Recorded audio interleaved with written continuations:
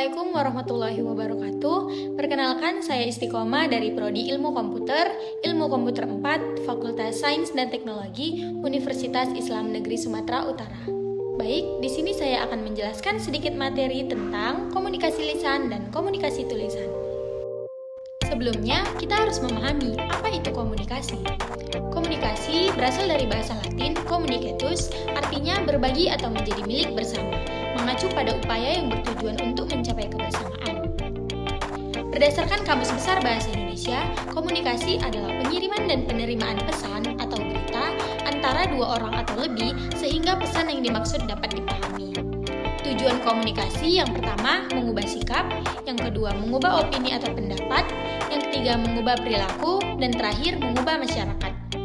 Selanjutnya, ciri-ciri komunikasi. Yang pertama, bersikap tatap muka, yang kedua, terikat pada waktu, yang ketiga, mementingkan penampilan, yang terakhir, menggunakan organ berupa mulut dan tangan. Selanjutnya, komunikasi lisan.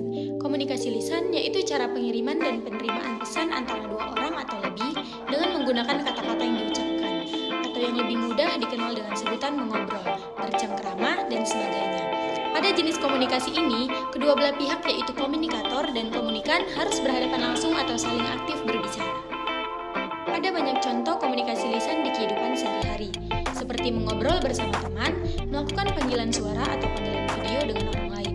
Dalam komunikasi lisan ini, biasanya orang akan melakukan dua jenis komunikasi, yaitu menyimak dan berbicara. Dalam komunikasi lisan terdapat dua keterampilan dasar, yaitu yang pertama berbicara. Terdapat 5 unsur pokok dalam berbicara, yaitu komunikator, pesan, komunikan, media, efek atau pengaruh. Selanjutnya yang kedua mendengarkan. Terdapat 4 unsur dalam mendengarkan, yaitu mendengar, perhatian, memahami, dan mengingat.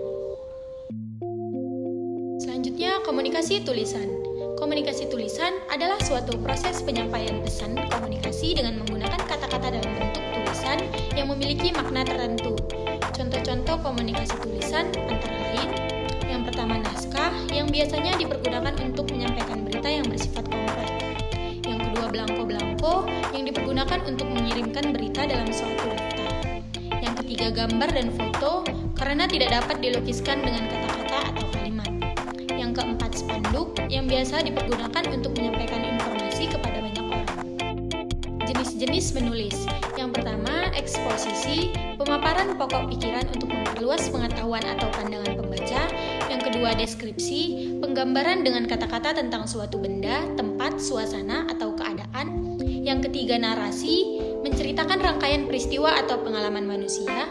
Yang keempat, argumentasi, berusaha meyakinkan atau mempengaruhi pembaca agar menerima pendapatnya. Dan yang terakhir, persuasi, berusaha mempengaruhi pembacanya menuruti ajakannya. Baik, mungkin hanya itu yang dapat saya sampaikan. Lebih dan